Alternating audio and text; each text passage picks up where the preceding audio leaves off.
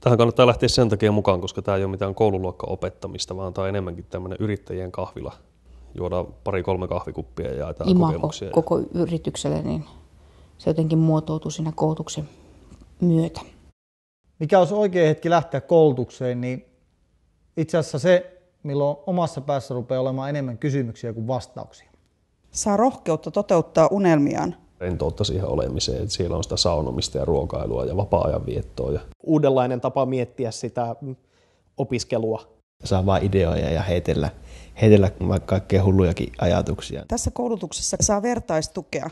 Avasi silmät näkemään omaa yritystä uudesta näkökulmasta.